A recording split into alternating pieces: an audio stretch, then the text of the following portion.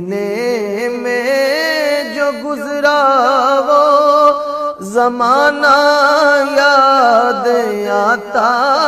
آپ کو اچھی طرح معلوم ہوگا کہ غلام احمد قادیانی کے ذریعے سے جہاد کی تحریک کو سبوٹائز کرنے کی کوشش کی گئی، جہاد کا مفہوم بدلنے کی کوشش کی گئی۔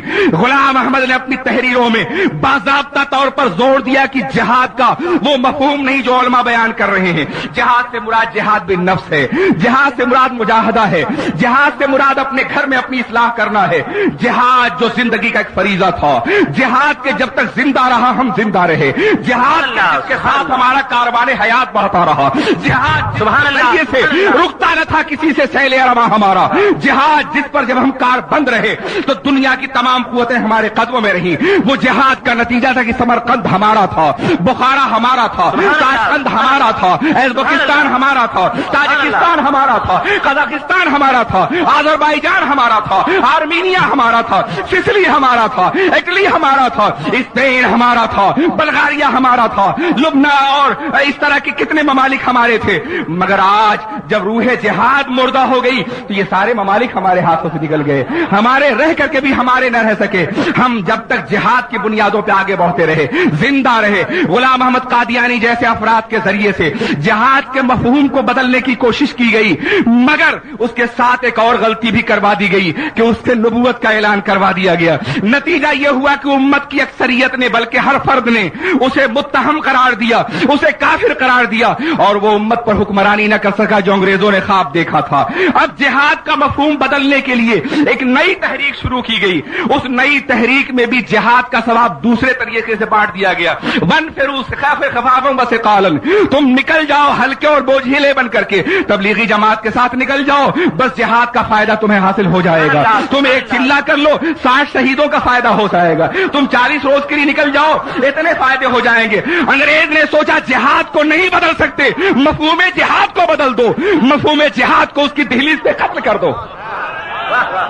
نعرہ تکبیر، نعرہ رسالہ، جشن 7 سالہ حضور مفتی اعظم ہند، علماء اہل سنت، حضرت مفکر اسلام فیضان رضا، پورے تبلیغی لٹریچر کو پڑھو، جہاد کا سارا ثواب چلت پھرت کو دے دیا گیا ہے، جھوٹی روایات کر دی ہیں، جہاد کی جتنی بھی آیتیں ہیں وہ سب چلوں کے حوالے کر دی گئی ہیں، ورنہ ان چلوں کے لیے کوئی آیت نہیں ہے قرآن میں۔ میں چیلنج کر کے کہتا ہوں کہ ان چلوں کے لیے کوئی حدیث نہیں ہے، یہ چلے بدعت سیاح ہیں، نہ عہد رسالت میں موجود تھے، اور نہ عہد خلافت میں موجود تھے، اور نہ عہد تابعین میں موجود تھے، نہ عہد خلفاء میں موجود تھے، نہ عہد ائمہ میں موجود۔ نعرہ تکبیر کی کوئی حیثیت نہیں، نعرہ رسالہ، اسلام زندہ باد، اسلام۔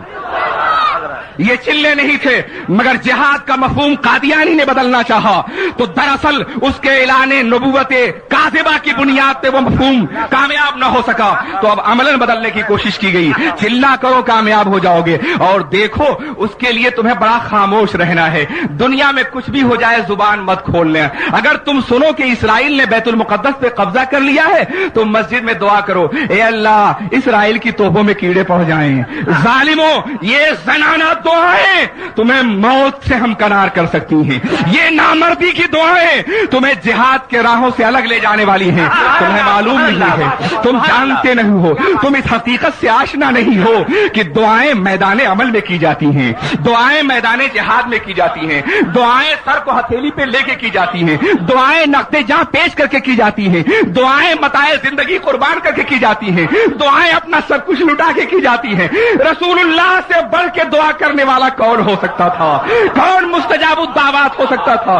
وہ اگر کعبہ کی دیواروں کے نیچے دعا کرتے تو پورا عرب مسلمان ہو جاتا، مگر 313 نہتھے مجاہدین کو لے کے جب میدان بدر میں اترتے ہیں تو کہتے ہیں اے اللہ اب اگر یہ ناکام ہو گئے لن تعبد ابدا، تو تیری کبھی عبادت نہ ہو سکے گی۔ پہلے اپنی متاع غلامی پیش کر دی ہے، پہلے اپنی متاع عمل پیش کر دی ہے، پہلے اپنی متاع تبلیغ پیش کر دی ہے، پہلے اپنا سب کچھ قربان کرنے کے لیے اللہ کے راستے میں پیش کر دیا ہے، پھر پیغمبر جھکتے ہیں تو ناز بندگی اس تیور میں بات کر رہا ہے کہ پیغمبر पैगंबर के अलावा कोई नहीं कर सकता। तो बता बता तेरी कभी इबादत ना हो सकेगी। करोड़ों मोहम्मद जो पैदा करने का दावा करते हैं, वो एक मोहम्मद से नहीं कह सकते कि आप नहीं होगे कोई और होगा, उसके उम्मती होगे। आप ये कैसे कह सकते हैं कि लन तौबा दबा तेरी कभी इबादत ना हो सकेगी? ये खत्मे नबूवत की दलील है। नबी जानते थे न मेरे बाद कोई नबी आएगा न कोई उम्मत होगी, इसलिए मैं दुआ तो जरूर कर रहा हूं मगर ये जिंदा रहेगी और अल्लाह की बात इसी से होगी।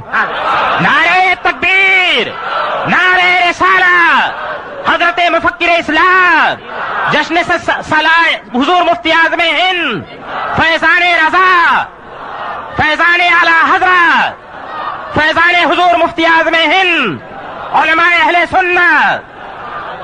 उलमा से पूछिए, ये लन तौबा दबदा कहना इतना आसान है मगर नाज़े गुलामी कह रहा है, नाज़े बंदगी कह रहा है, इफ्तिखार नबूवत बोल रहा है, अजमत नबूवत बोल रहा है, गैबदा रसूल बोल रहा है, मुस्तक़बिल को निगाहों से फैसला करने वाला पैगंबर बोल रहा है, जिसकी मुकद्दस अबरुओं से कायनात की तकदीर बदलती है वो बोल रहा है, और इस मुहाल को इसलिए बोल रहा है कि ये वाक़ई होने वाला नहीं है, उसका इल्म जान रहा है।